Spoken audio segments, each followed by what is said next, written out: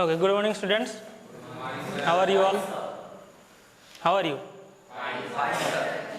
So, as in the earlier classes we have already discussed that how many types of force are there? Two types. One is conservative force, another is non-conservative force. I think you have gone through this. Conservative force is what? The force which is, or the work done by the conservative force is independent of path followed. है कि नहीं? और अगर एक हम closed path में देखेंगे तो work done by A conservative force will be what? Zero. अगर एक क्लोज्ड पाथ है, लेट सपोज पॉइंट ए है और ये पॉइंट बी है, तो पहले अगर मैं A to B work done किया just because of a conservative force and B to A भी किया, तो ये क्या हुआ? क्लोज्ड पाथ हुआ कि नहीं? ए टू बी भी गया और बी टू ए भी चला आया, मतलब इनिशियल पॉइंट जो था फाइनल पॉइंट भी वही है. So that means it is called as what? Closed path. And work done by a conservative force in a closed path is found out to be zero. It is proved. I have already taken example for gravitational force also. है कि नहीं? Gravitational force में क्या होता है? Let object be coming in this way. इसका force कहाँ लाएगा? नीचे, डाउनवर्ड, mg फोर्स, और डिस्प्लेसमेंट भी कहाँ हुआ है? नीचे, है कि नहीं? तो what is the angle in between displacement and force? Angle is 0 degree. Angle is 0 degree. Let the object is coming from point A to point B. If अगर मैं और एक बार इस ऑब्जेक्ट को B to A में लेके जाऊंगा, A to B तो आया, उसको मैं और एक बार फेंक दूंगा B to A, तो ये क्लोज पाथ माना जाएगा कि नहीं? डेफिनेटली माना जाएगा. क्यों? क्योंकि ऑब्जेक्ट ने स्टार्ट किया था A पॉइंट से और फाइनली कहाँ पहुंच गया? A पॉइंट में ही पहुंच गया. That means it will be treated as a closed path. Now we will calculate whether the force or the work done is coming zero or not. Here look, the force and displacement is in the same direction. That means theta is what? 0 degree. Now if I will throw the object from point B to A, the force will be coming downward just because it is the gravitational force, but the displacement is actually happening in the upward direction. That means theta will be what? 180 degree. Theta will be 180 degree. In the first case, when the object travels from point A to B, the theta is 0 degree, and when I throw again from point B to A, the angle will be 180 degree. Now the work done formula is W is equals to F dot S. Force का formula क्या है? mg into displacement क्या है? s into angle कितना है इन दोनों के बीच? cos 0 degree. cos 0 का वैल्यू कितना होता है? 1. तो इसका फॉर्मूला क्या हो जाएगा? mgs. This is the force when, और this is the work done which is happening when an object is travelling from point A to B. Now let us see that what will be the work done if we will throw the object from point B to A. यहाँ पे देखो work done का formula क्या है? वही फिर से F dot S. Force का फॉर्मूला क्या है? mg इंटू डिस्प्लेसमेंट क्या है? s. Now what will be the angle? 180 degree. cos 180 will be what? -1. so it will be coming minus mgs. this is from B to A and this is from what? A to B. now the net work done will be given by W net is equals to W from A to B plus W from B to A. This is what? mgs, and this is minus mgs, and it will be coming out to be 0. So here it is being proved that for a conservative force the work done in a closed path is found out to be 0. Similarly this will be stayed true for all the conservative force. Now I have told you 3 conservative force.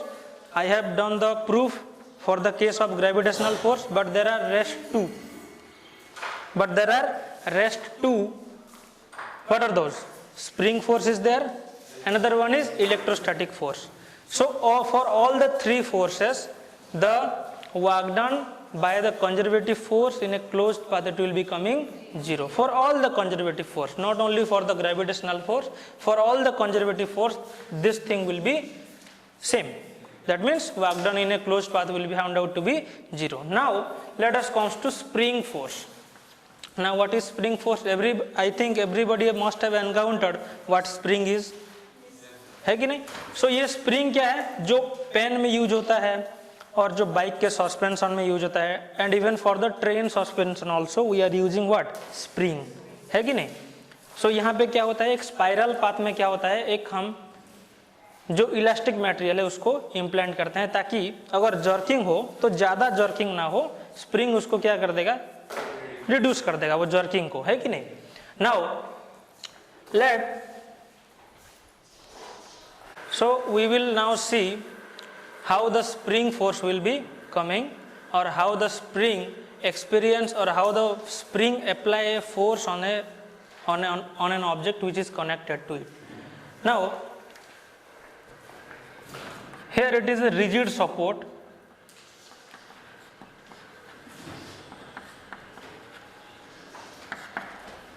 to which I will connect a spring.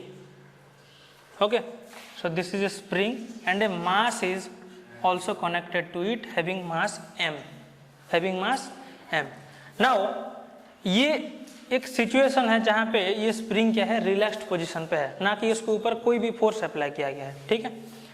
this will be called as the equilibrium position, that means x is equals to 0, मतलब spring के ऊपर अभी अब इस time के लिए कोई भी फोर्स उसके ऊपर अप्लाई नहीं किया गया, ठीक है? नाउ अगर मैं इस मास को इस पॉइंट से इस पॉइंट पे लेके आऊंगा, late x is equals to xm, why xm? because it is in the positive direction. अगर मैं लेफ्ट डायरेक्शन पे लेके आता तो I will write x is equals to minus xm, ठीक है? अगर मैं इस मास को इस पॉइंट से इस पॉइंट पे लेके चला आऊंगा तो ये स्प्रिंग स्ट्रेच होगा कि नहीं? स्ट्रेच होगा, and it will look like this, ऐसे देखेगा कि नहीं? तो पहले स्प्रिंग ऐसा था, बाद में क्या हो गया, स्प्रिंग स्ट्रेच हो गया, because I have taken the object from x is equals to 0 to x is equals to xm, ठीक है? नाउ ये जो स्प्रिंग स्ट्रेच हुआ है, अगर मैं इस मास को यहाँ पे पकड़ के रखूंगा तो इसका कोई मूवमेंट होगा नहीं, लेकिन as soon as I release the mass it will come to which direction, in the negative direction, आएगा कि नहीं? देखो मास को मैं इधर से इधर लेके चला आया, कौन सा पॉइंट पे, x is equals to xm पे, तो इस मास को अब मैं यहाँ पे रिलीज कर दूंगा, अगर मेरा हाथ इसको अब नहीं पकड़ेगा, इसको अगर छोड़ देगा तो ये कहाँ जाएगा, इस डायरेक्शन पे चला आएगा कि नहीं, ठीक है? ये पॉइंट तो क्रॉस करेगा, मतलब यहाँ से यहाँ तो आएगा, बट जितना डायरेक्शन ये लेफ्ट राइट साइड पे गया है उतना ही डायरेक्शन ये लेफ्ट साइड पे भी आने के लिए ट्राई करेगा। दैट मीन्स यहाँ पे अगर x is equals to xm मतलब पॉजिटिव डायरेक्शन पे गया है तो x is equals to minus xm पे भी क्या होगा, ये आने के लिए ट्राई करेगा। समझ में आया?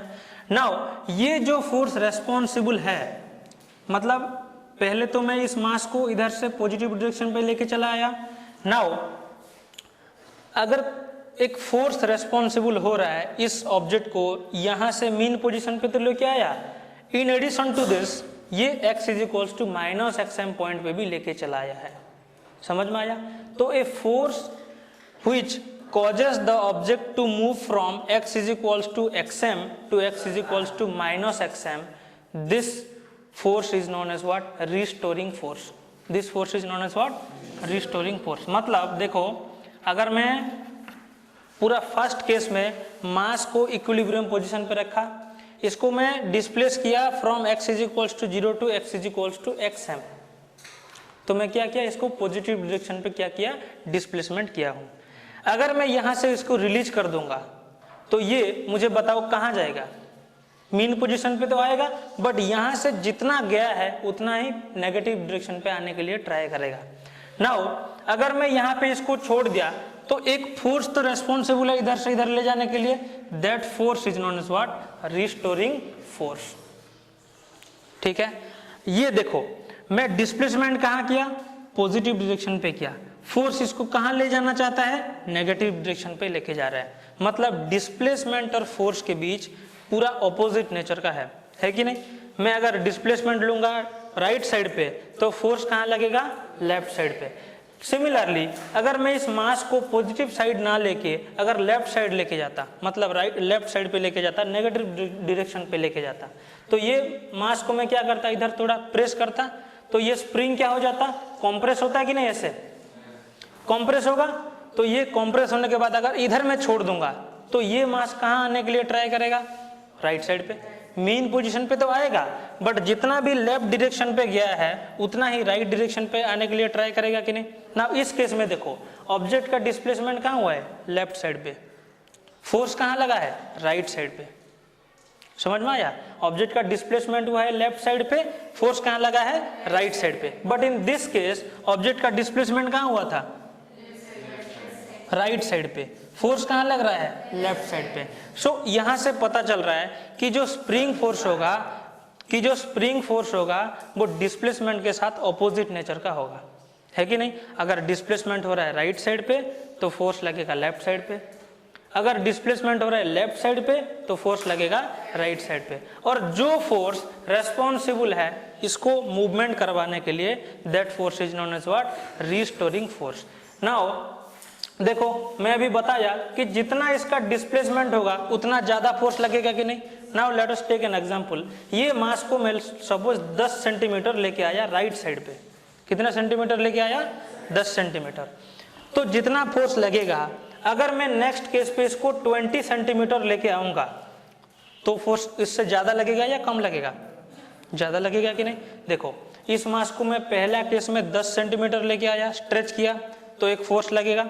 इस मास को लेट सपोज अब मैं 20 सेंटीमीटर लेके आया, तो मुझे बताओ कौन सा केस में ज्यादा फोर्स लगेगा, 20 सेंटीमीटर में लगेगा कि नहीं। मतलब जितना ज्यादा डिस्प्लेसमेंट हो रहा है उतना ज्यादा फोर्स एक्सपीरियंस हो रहा है कि नहीं। मतलब force is directly proportional to x, मतलब एक्स जितना ज्यादा फोर्स का वैल्यू भी उतना ज्यादा। Direct this symbol defines what, this symbol is known as what, directly proportional. This symbol means what? Directly proportional. Directly proportional means what? अगर एक quantity right side पे है, अगर वो बढ़ने से लेफ्ट साइड वाला क्वांटिटी भी अगर बढ़ रहा है और राइट साइड वाला क्वांटिटी अगर घटने से लेफ्ट साइड वाला क्वांटिटी भी अगर घट रहा है तो उसको मैं क्या बोलूंगा, डायरेक्टली प्रोपोर्शनल बोलूंगा। अगर इससे उल्टा होता तो मैं क्या बोलता, इनवर्सली प्रोपोर्शनल बोलता। तो यहाँ पे एक्स जैसे जैसे मैं बड़ा करके जा रहा हूँ, मतलब डिस्प्लेसमेंट जितना ज्यादा करूंगा, डिस्प्लेसमेंट जितना ज्यादा करूंगा फोर्स भी उतना ज्यादा एक्सपीरियंस होगा, है कि नहीं। But in the negative direction a negative sign will be there. Why? क्योंकि दोनों का नेचर अलग अलग है। डिस्प्लेसमेंट अगर पॉजिटिव डायरेक्शन पे है तो फोर्स कहाँ लग रहा है, नेगेटिव डायरेक्शन पे। अगर डिस्प्लेसमेंट हुआ है नेगेटिव डायरेक्शन पे, फोर्स कहाँ लग रहा है, पॉजिटिव डायरेक्शन पे। That's why a minus sign is there. Now if I want to replace this proportionality symbol to equals to symbol, what I have to do, I have to multiply a constant, I have to multiply a constant, that constant is what, k, that constant is k, and finally the formula will become F is equals to minus kx. This is the expression for spring force, or we can say restoring force, and this is anotherly known as what, Hooke's law. This is anotherly known as Hooke's law. So anyone have any doubt regarding Hooke's law? Okay.